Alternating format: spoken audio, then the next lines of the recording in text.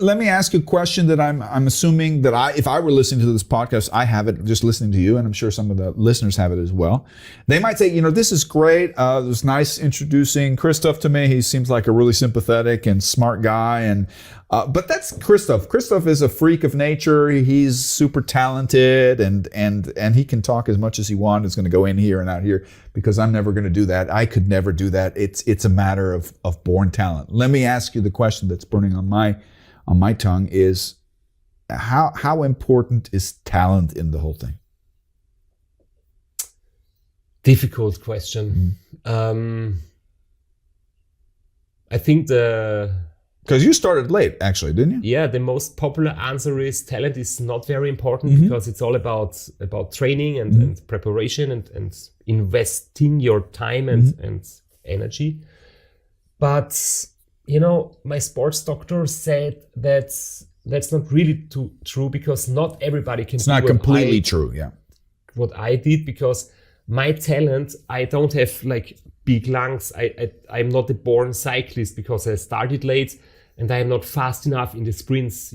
I would not be talented enough to do Tour de France because I'm not explosive on the finish line, and I'm too heavy for the mountaintop finishes.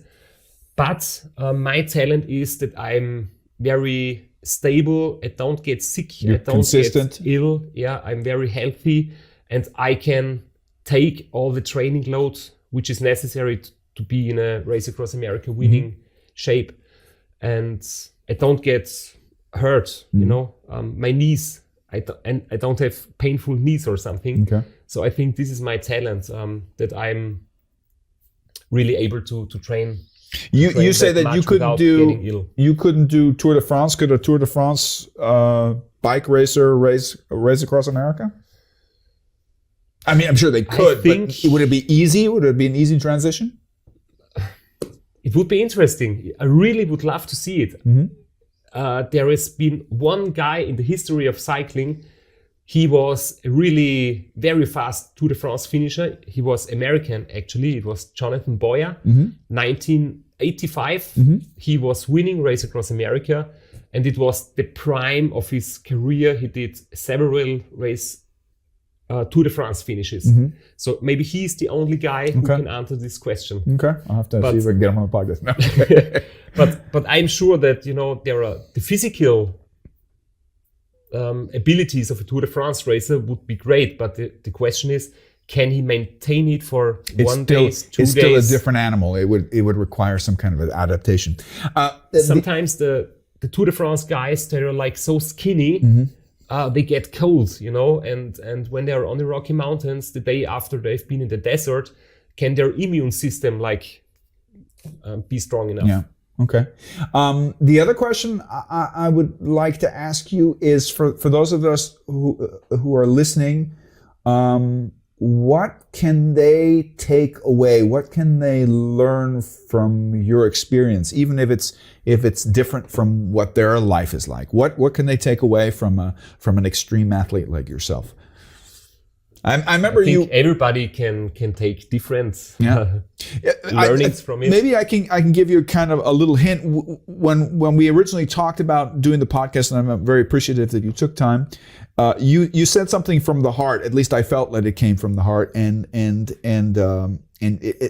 kind of went in the direction. A lot of people think this. You didn't say it this way, but I'm a super freak and I can never do what you do. And you kind of made a statement for, every one of us out there has a certain capability and capacity that can be stretched.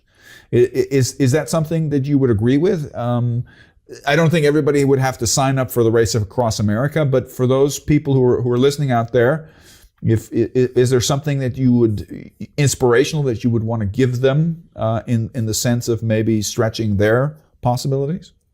Yeah, I think when I look back on my university years, sometimes I was really frustrated, and I thought to myself, I don't have motivation to learn.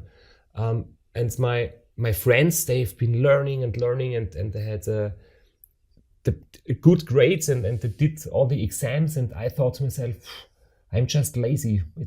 I don't know what happened to me, but I I'm not able to motivate myself. But now I think that everybody can be like very motivated or extremely lazy. It just depends on what you do, and if you find what you really love and enjoy to do, and if it makes sense, if it has a deeper sense, then you are motivated. So if somebody tells you go out into the garden and mow the lawn, and you think I just did it 3 days ago, it doesn't make any sense, you will not do it. But if there is a deeper sense behind it, like your neighbor is not able to do it himself because he hurt his knee, so please help him, then okay, it makes deeper sense. I will go out and mow the lawn for my neighbor because he's a good guy and I want to help him. And the same thing is when you have like not found what you really think that is making yourself happy and making sense to you, you will never be able to motivate yourself. So nobody's a bad person because there is not enough motivation for anything. Maybe you just didn't find what you really So finding enjoy. your groove and finding your motivation is kind of tied to whether or not you can identify with the thing that you're doing. Yeah, and I'm happy and grateful that I found it very early.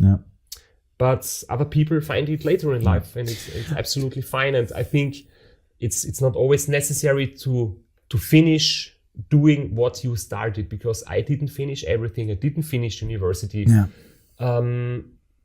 Because sometimes you find out that it's not the right thing. You found something else. You find something else. You found something else. And I think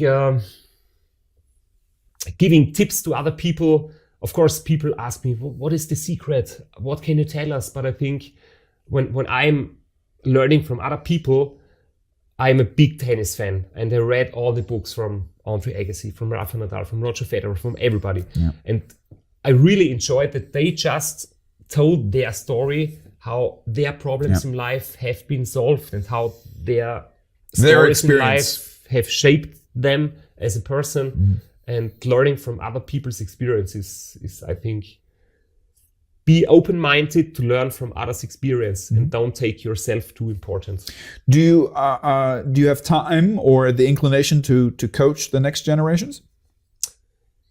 Maybe yes. A couple fans are listening up now. Yeah, maybe yes, of course. But it's not something you're doing actively yet, or? No, we are just talking funny stories in our podcast. Okay. And people write me emails and say, hey, this is better than any coaching. Good.